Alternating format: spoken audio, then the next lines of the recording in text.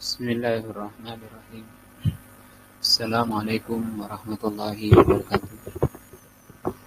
Alhamdulillahi rabbil alamin wa bihi nasta'in ala amri dunya waddin.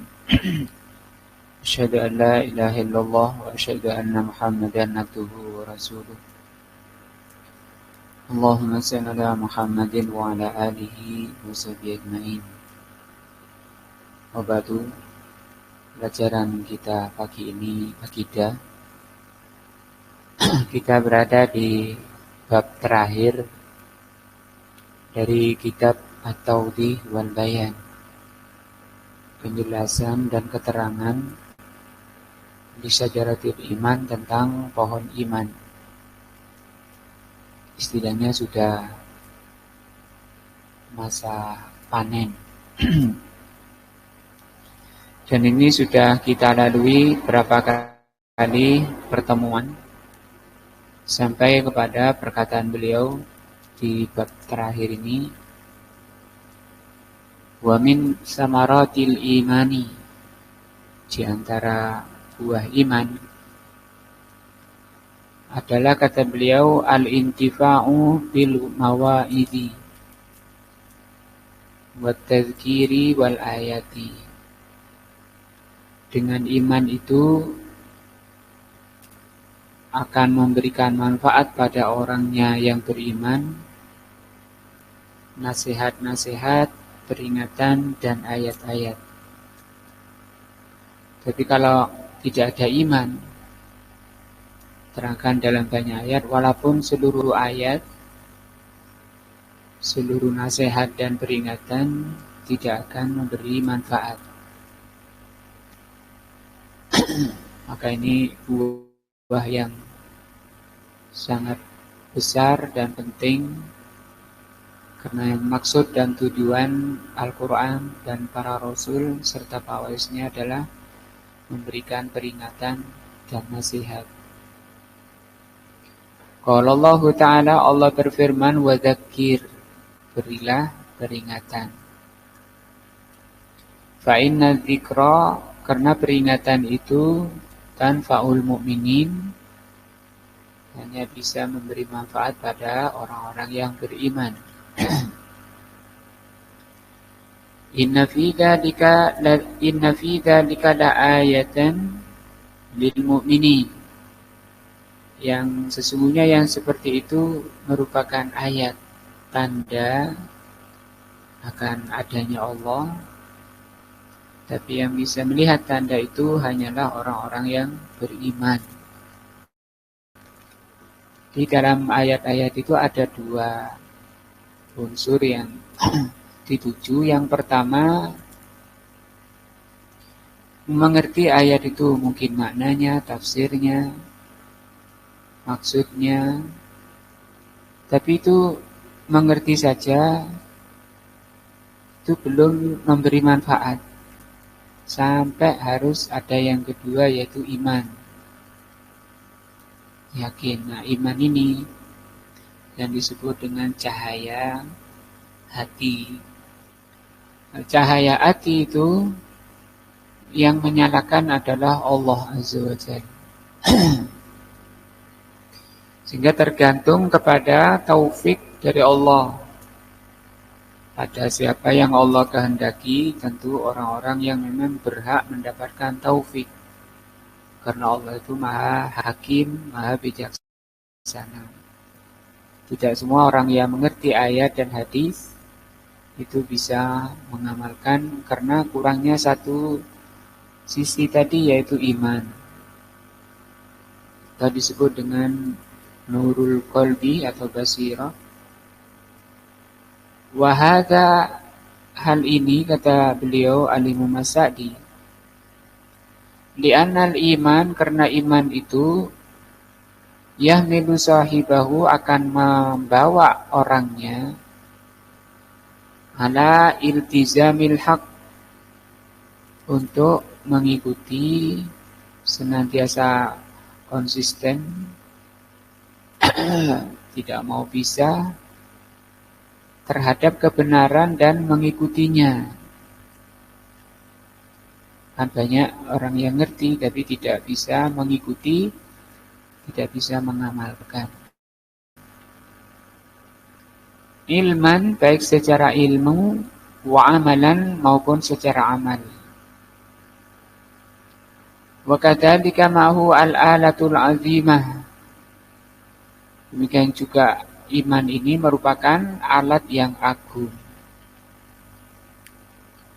Wal istidad, dan merupakan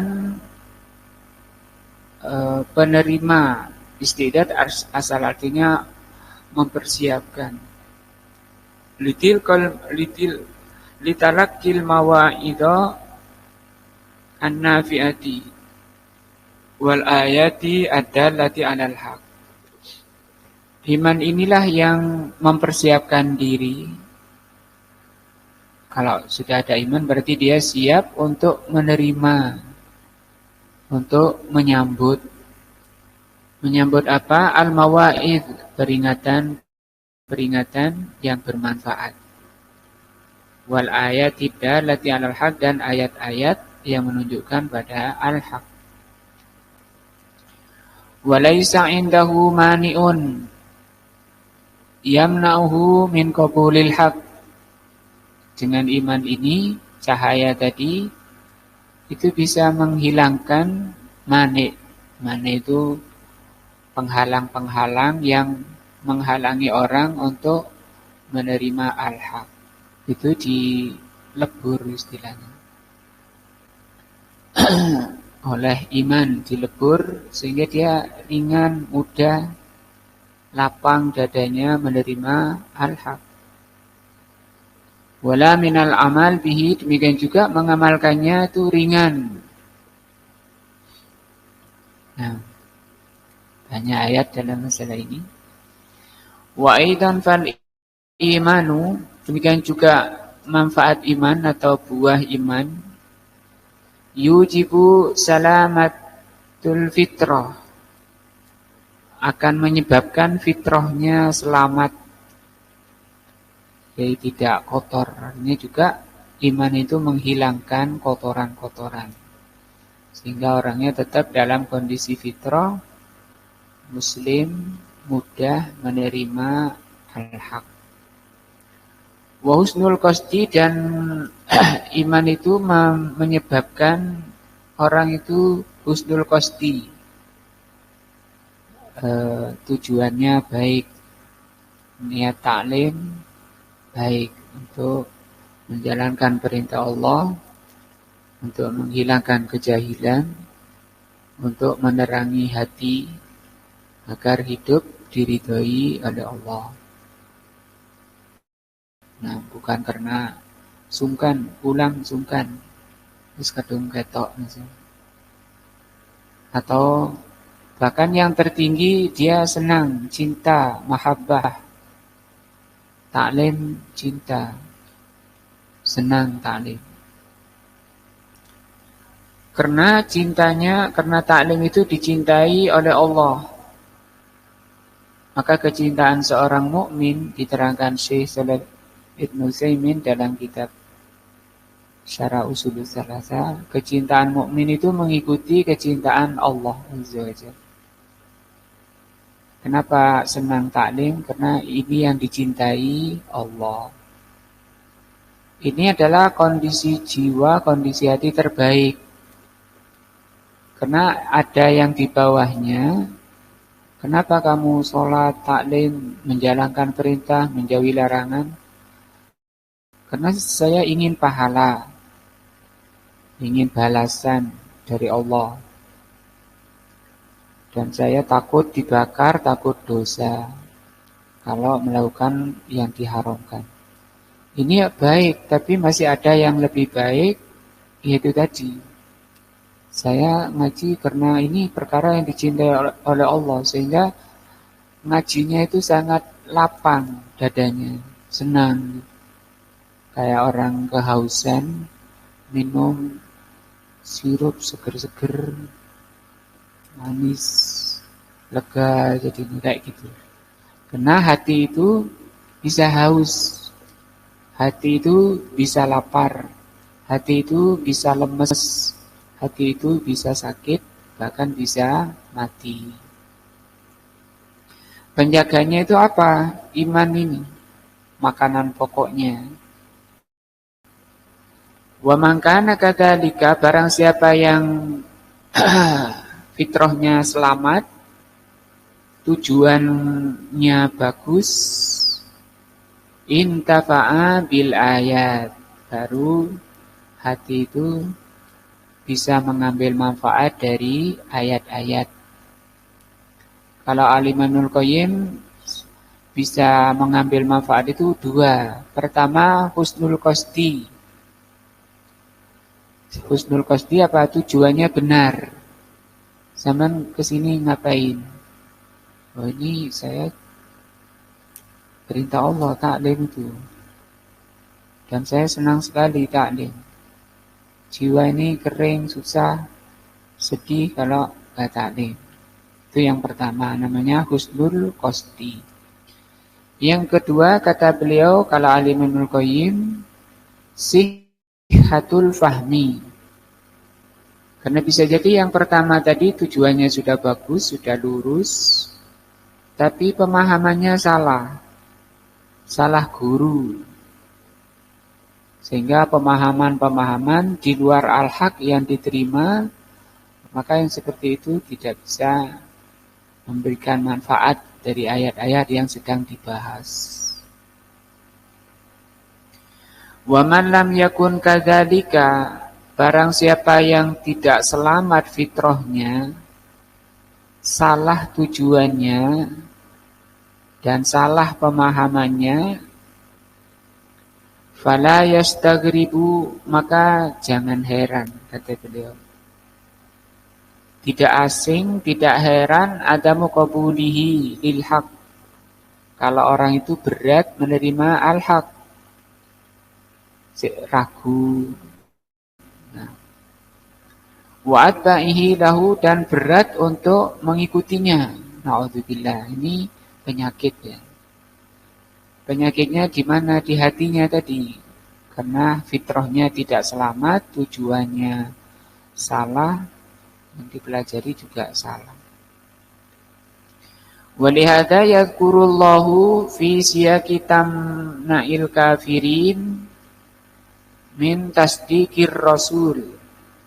Dari itu Allah Subhanahu wa taala menyebutkan dalam banyak ayat kenapa orang-orang kafir itu terhalang untuk mengimani Rasul. Tidak mau menerima, mengimani Rasul. Bahkan itu kebanyakan. Wa qabulil haqqi, dan berat menerima kebenaran. Bahkan bukan itu, tapi bahkan dimusuhi, diperangi.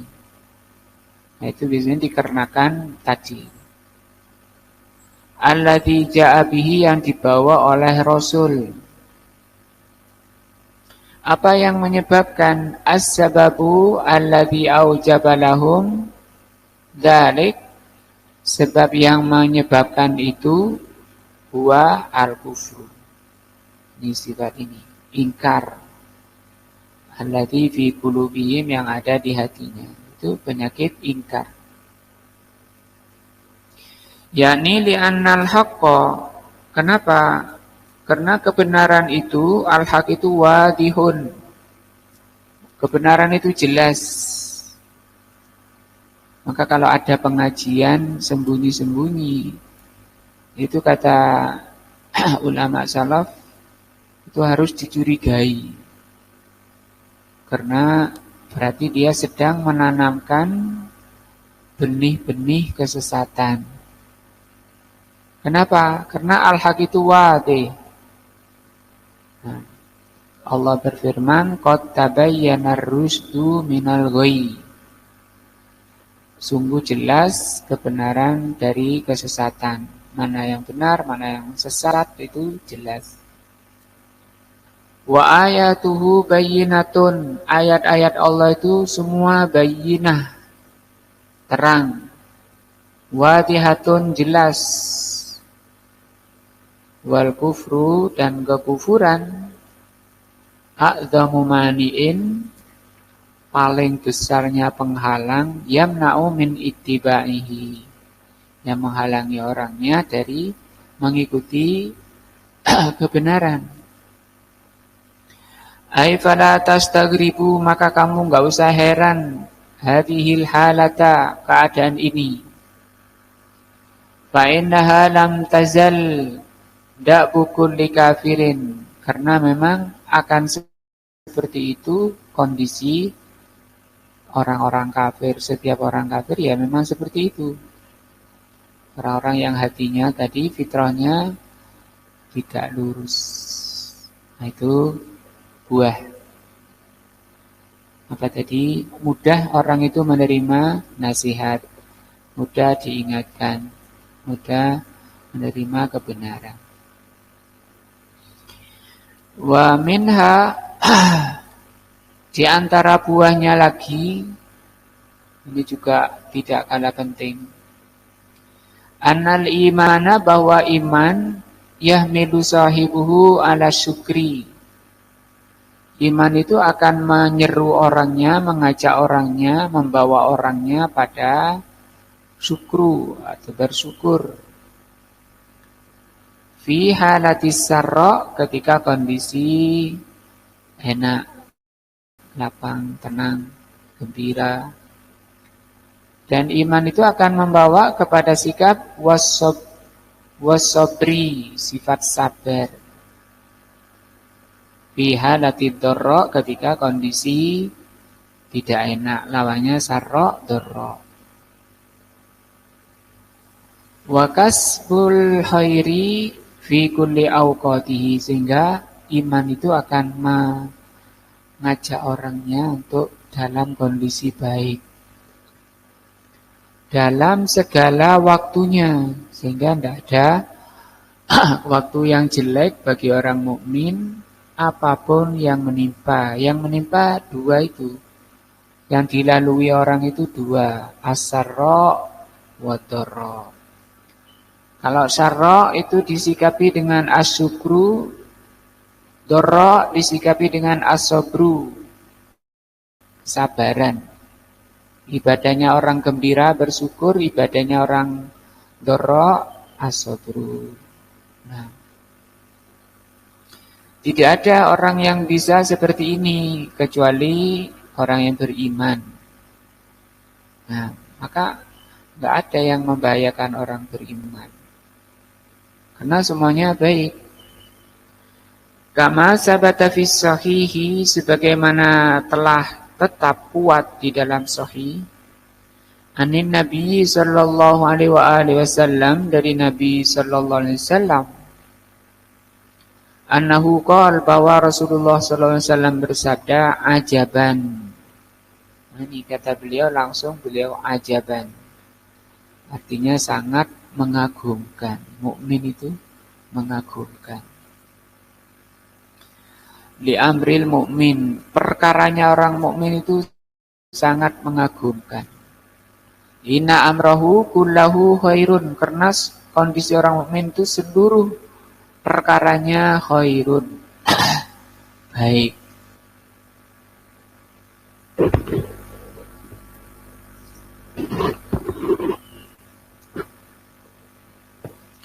In asabathu sarra'u, kalau dia mengalami perkara yang sarra, membahagiakan, menyenangkan, syakara, bersyukur. Syukur itu 3 rukunnya. Yang pertama,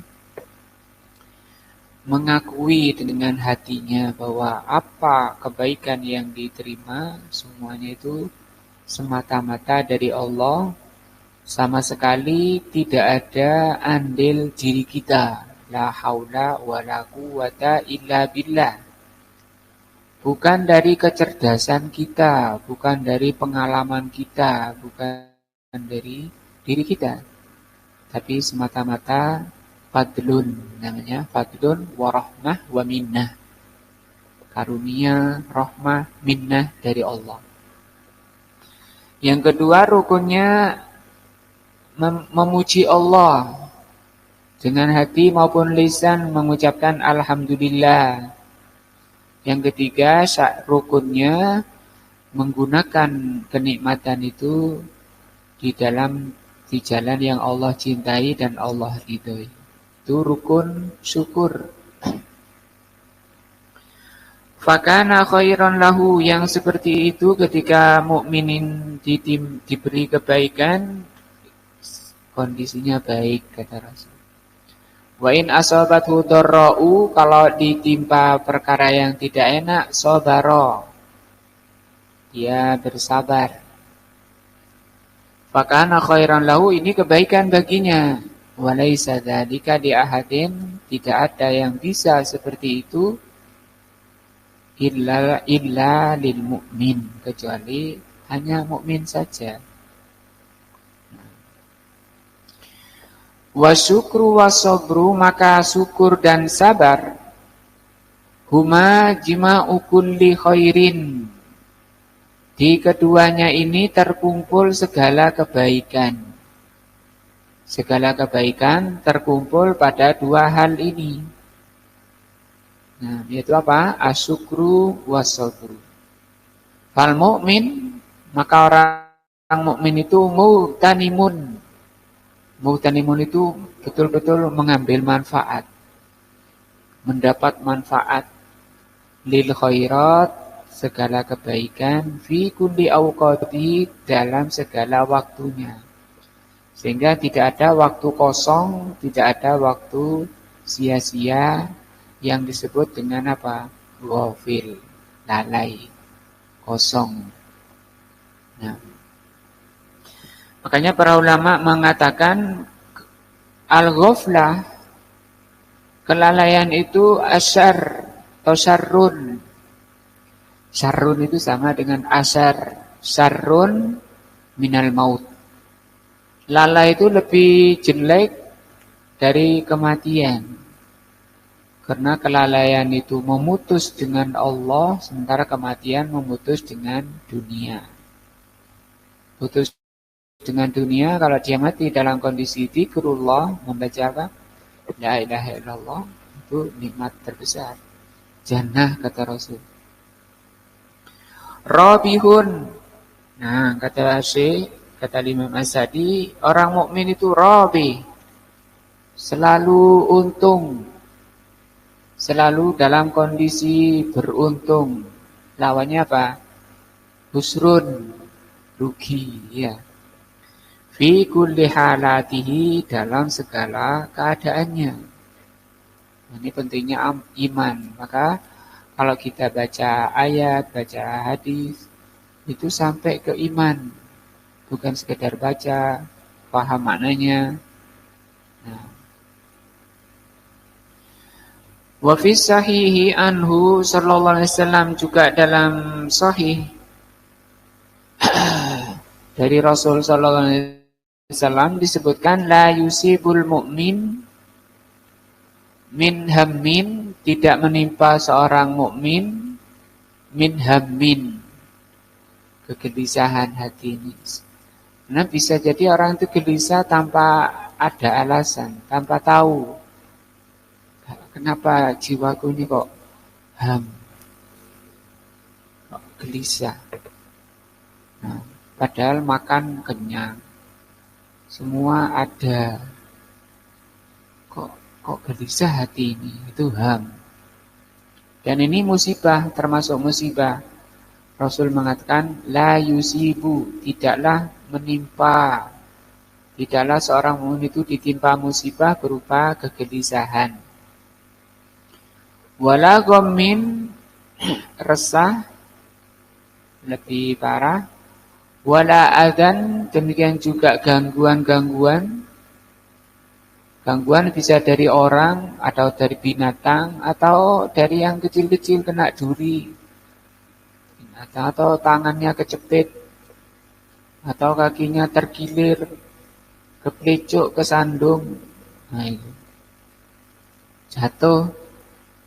Kata Rasul sallallahu alaihi wasallam, illa kaffarallahu anhu biha minal khotoya.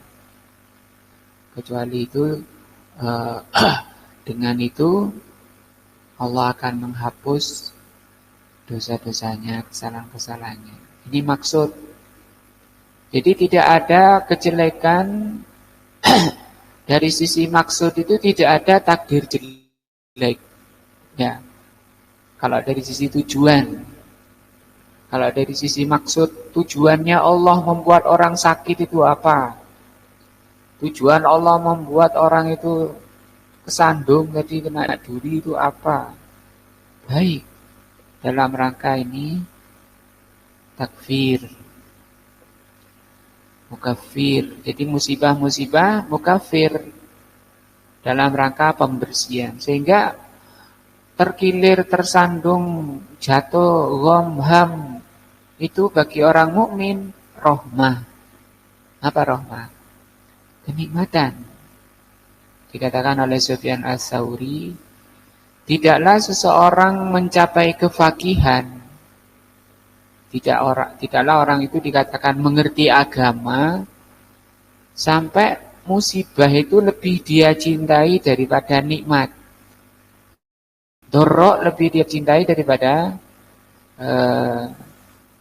sarok tadi. Kenapa? Karena kalau nikmat itu kesukaannya jiwa, kesukaannya nafsu, yang diinginkan oleh nafsu, yang ridho dan senang itu nafsu. Tapi kalau musibah itu yang mencintai Allah Azza wa Jalla.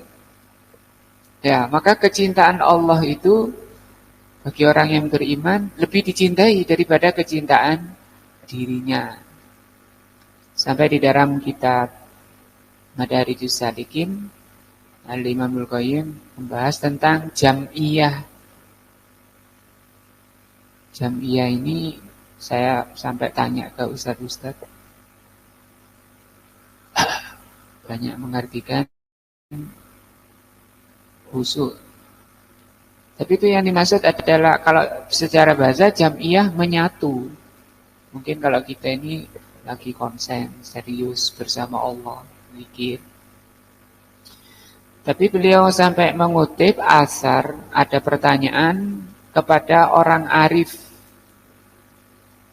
Kata beliau, su'ilal arifu, orang arif ditanya, mana yang lebih afdal? Kalau saya sedang jam'iyah, kemudian mendengar azan. Dengar azan. Karena kalau saya memenuhi panggilan azan ke masjid, sholat jamaah, saya akan terputus dengan jam'iyah. Nah, berarti jam'iyah apa? Ada pertanyaannya seperti itu. Dibawa riwayat-riwayat, karena ada yang mengatakan tetap kamu di situ jam'iyah, tetap jam'iyah, tidak usah apa menghirau azan.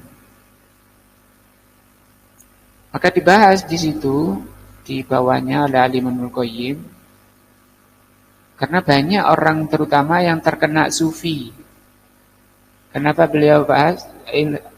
Kata Syekh Ibnu Utsaimin, Ibnu Qayyim ini memang asalnya sufi, orang sufi.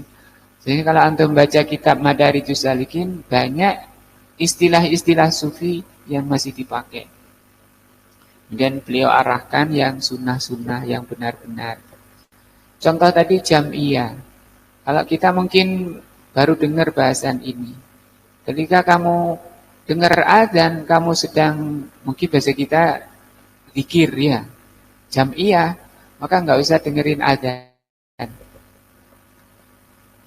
Tapi kata orang arif tadi dijawab, enggak, dengar azan itu kamu sambut, kamu penuhi seruan azan. Setelah sholat jamaah, kamu balik lagi ke jam'iyahnya. Kenapa itu? Kok seperti itu? Karena memenuhi seruan azan itu adalah seruan Allah. Sementara jam'iyah itu seruan jiwamu. Artinya kamu merasakan nikmatnya jiwa, tenangnya hati ketika kamu jam'iyah. Tenangnya jiwa. Kan setiap orang ingin tenangnya jiwa. Sampai dosen saya dulu, saya tinggal gara-gara tak tanya dari mana Bapak ilmunya dapat. Saya semedi di kamar. Mungkin bahasa kita enaknya dikatakan semedi. Tapi itu dibahas di dalam Ibnul Qayyim disebut jam'iyah. Nah, tapi yang dimaksud Al-Imam Ibnul Qayyim kamu kondisi khusyuk, zikir di situ. Kalau sudah zikir, sudah khusyuk, karena kebanyakan ulama salaf menafsirkan perkataan Ibnul Qayyim jam'iyah itu khusyuk. Itu kayak orang enggak nempel di bumi. Contohnya ketika sahabat itu sholat di panah, tidak terasa. Kapan terasanya? Ketika apa? Sudah selesai sholat, salam baru terasa. Kayak bius gitu. Nah sekarang kan cuma gigit nyamuk aja udah nerai.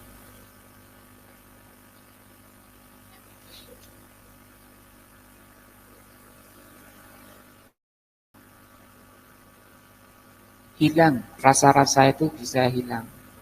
Apa mungkin kayak orang kena narkoba gitu ya, play gitu, hilang gitu. Nah, di situ kenikmatannya. Dalam Islam ada yang disebut jam'iyah. Dipanggil istrinya, panggil anaknya, anaknya jatuh, nggak tahu dia sedang fokus biasanya.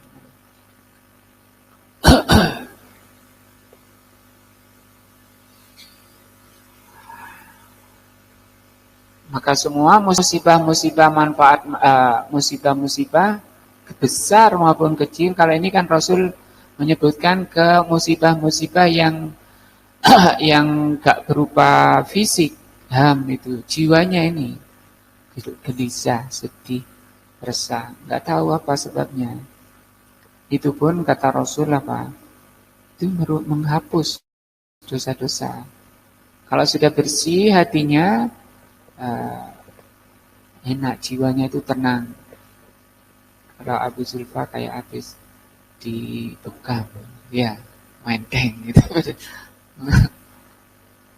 Dan itu merupakan proses tamsis. Tamsis itu bahasa Al-Imam Qayyim itu pembersihan di dunia. Kalau Allah menghendaki orang masuk alam barzah bersih, maka harus dibersihkan dulu di dunia dengan 4 perkara. Pertama, istighfar. Astagfirullah, astagfirullah, astagfirullah. Yang kedua, taubat. Wa atubu ilaik, astagfirullah wa atubu ilaik. Dalam banyak hadis, barang siapa selalu membasahi lidahnya dengan ini, Allah akan kasihkan taufik dan hidayah ke jalan yang diridhoi. Berdasarkan ayat gimana? Alladzina jahadu fina lanahdiyannahum subulana. Orang-orang yang bersungguh-sungguh di jalan kami. Orang selalu bertasbih, tidak kering lidahnya dari zikrullah.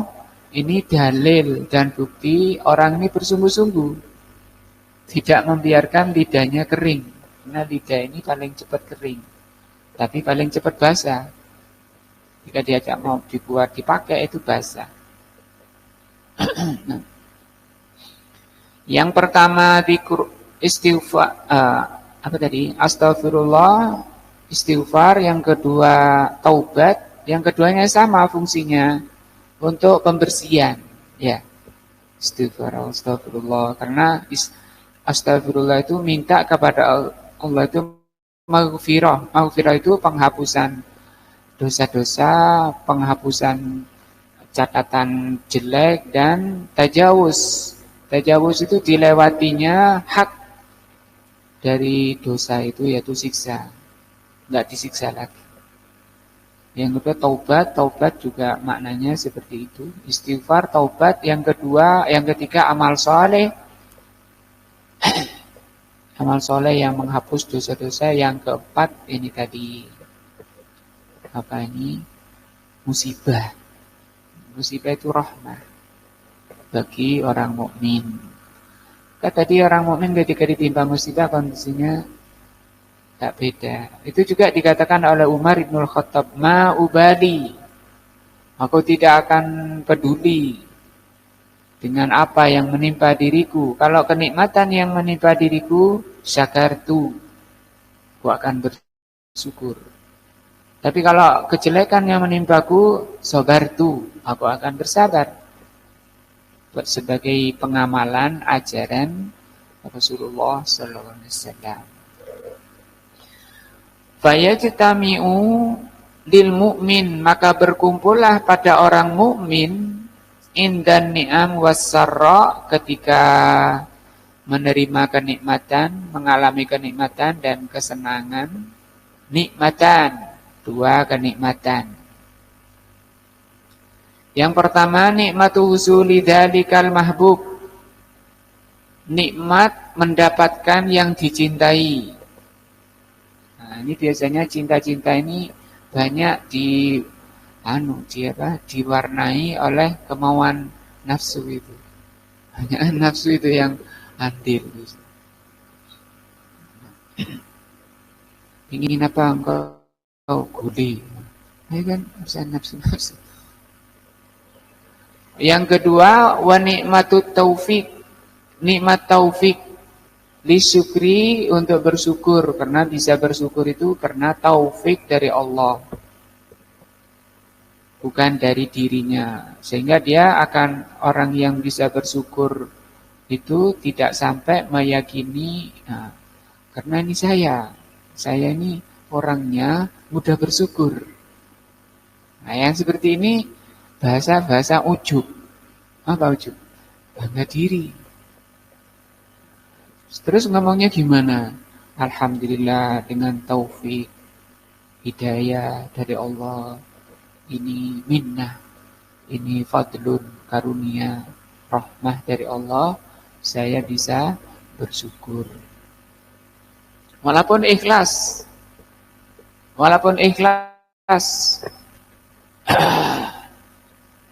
Saya ini orangnya ikhlas. Seakan-akan dia bangga diri menjadi orang yang ikhlas, seakan-akan yang mendorong ikhlasnya itu dirinya. Beda dengan tadi, kenapa saya ikhlas? Karena oleh Allah diberi taufik. Ini taufik dari Allah, ini nikmat terbesar. Ketika orang sakit tadi, itu jarang orang kemudian sadar bahwa itu nasihat, peringatan dari Allah.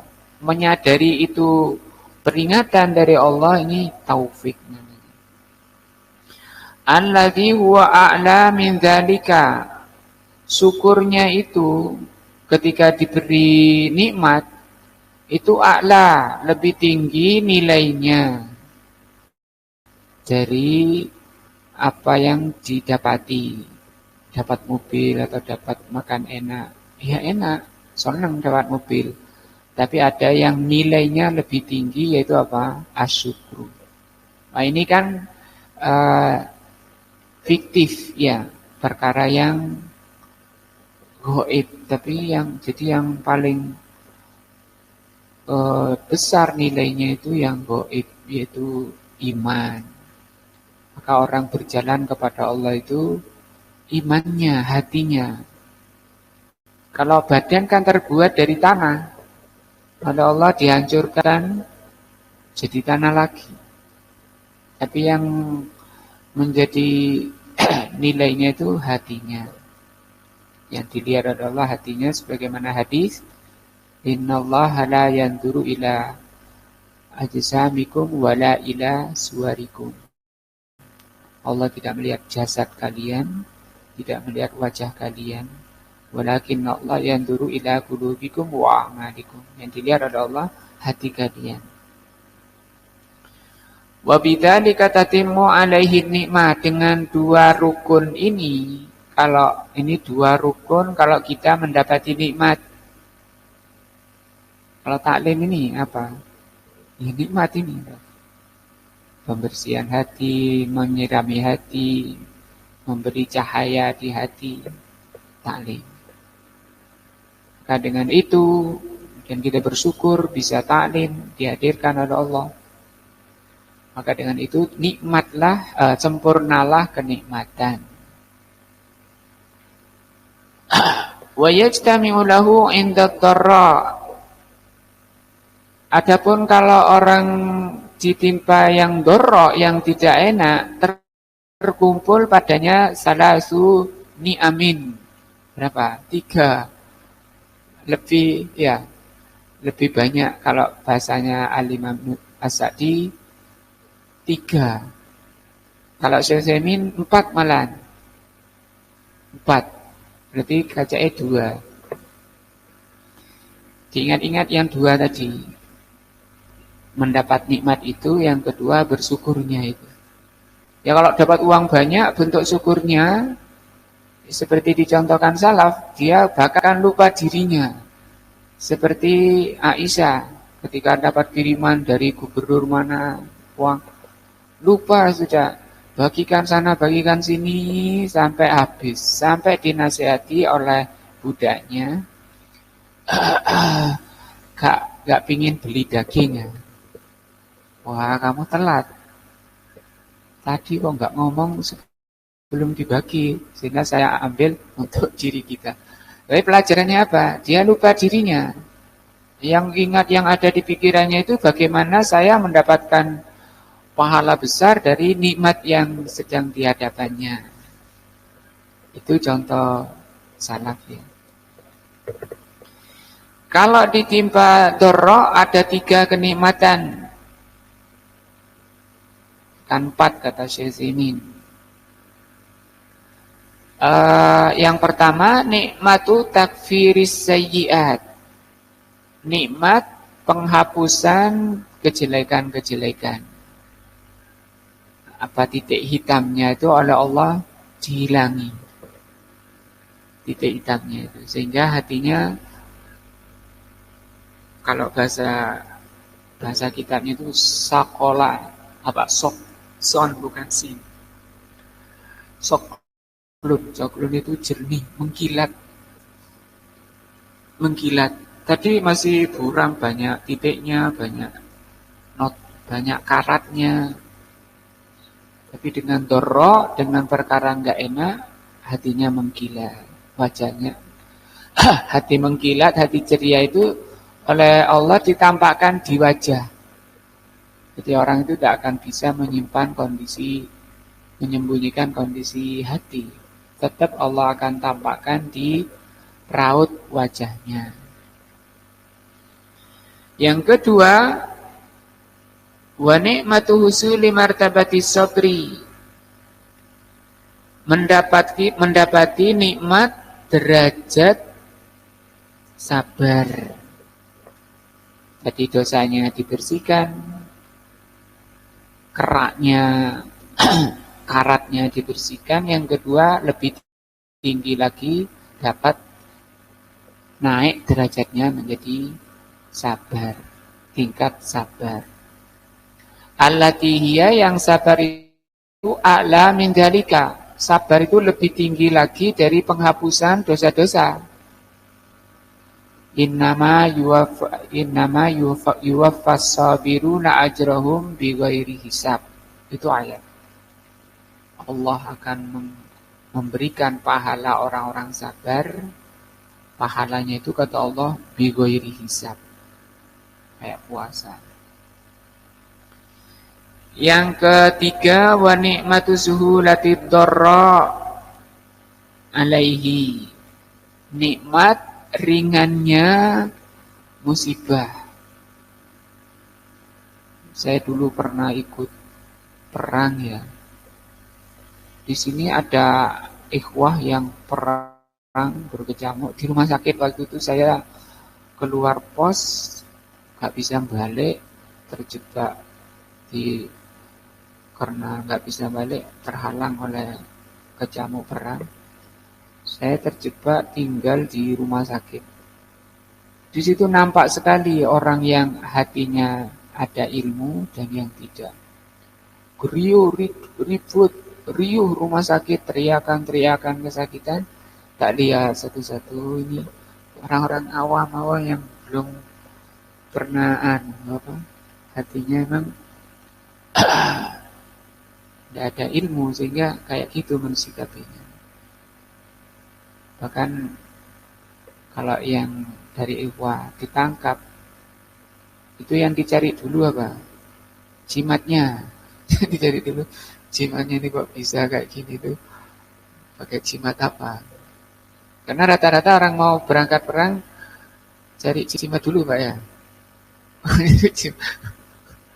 Jadi jimat dulu. Nah kalau orang ikhwah salafiyun, jimatnya di iman, di hati. Nah, kalau Syekh Utsaimin rahimahullah menambah dengan yang keempat itu pahala ridho. Pahala ridho. Ridho itu ya lebih tinggi dari sabar. Nah, sehingga di surga pun nanti tingkatan di surga itu tingkatannya 3. Yang pertama kenikmatan surga, makan, minum, bidadari, istana itu ya. Apa-apa yang dimaukan oleh nafsu. Itu pun kenikmatan yang seperti itu yang dimaukan oleh nafsu itu kata Rasulullah SAW, mala ainun ro'at.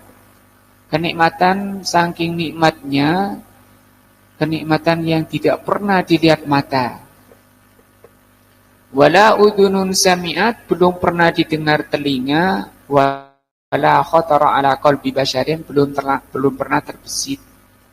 Hadis ini menerangkan saking tingginya kenikmatan yang Allah persiapkan bagi hambanya yang beriman di surga. Tapi ada yang lebih tinggi. Allah katakan di dalam ayatnya, waridwanullahi akbar. Apa artinya? Keridhaan Allah akbar, lebih tinggi lagi. Mungkin gambarannya kalau antum dimintai belanja istri ya, dikasih sama tapi bawa sudah, bawa, nggak ridho. Beda dengan memberi dengan ridho. Diberi, keridhoannya suami itu lebih tinggi dari uangnya tadi. Nah ini juga di surga yang lebih tinggi dari kenikmatan yang dimaukan oleh nafsu tadi, yang dinikmati nafsu itu ridho Allah, keridhaan Allah itu kenikmatan di atasnya. Yang lebih tinggi lagi apa? Paling tingginya melihat wajah Allah. Pahala ridho yang keempat. Li'annahu mata arafa, karena ketika seseorang mengerti husulul ajri, besarnya pahala, wassawab dan balasan, nah, wat tamarrun ala sabri, dan latihan sabar. Jadi memang sabar itu karunia dari Allah. Karunia, kata Rasul, karunia paling baik dan paling luas itu sabar. Paling baik dan paling luas itu sabar. Tapi untuk mendapatkan itu, untuk mendapatkan karunia paling baik, paling luas itu dibutuhkan tamarrun. Apa tamarrun? Latihan. Nah, latihan. Nah, untuk melatih sabar itu gimana? Kalau orang tua anaknya minta uang itu, tak langsung dikasih biasanya. Karena anaknya kecil, uangnya di atas ini. Ayo loncat. Nah, gak mau loncat ya kamu gak sabar namanya. Harus loncat, harus ambil. Ini juga kata Ibnu Qayyim, seperti teman, cari teman itu yang sabar. Bagaimana mencari teman sabar? Diuji temannya. Digudo bahasa kita sekarang, dibuli. Jadi pembulian itu kalau dari sisi ini, kalau niatnya seperti itu, enggak masalah. Dibully namanya ya. Di hadisnya pun Rasulullah mengatakan, "Wa man yatasabbar yusabbirhullah." Barang siapa yang melatih dirinya untuk sabar, Allah karuniakan kesabaran. Bahkan kata Allah, "Wa ma yulaqqaha illal ladzina sabaru." Orang itu tidak akan bisa masuk surga kecuali harus bersabar. Nah, hanat alaihi, barang siapa yang besar mengerti besarnya pahala tidak enak, pahala musibah,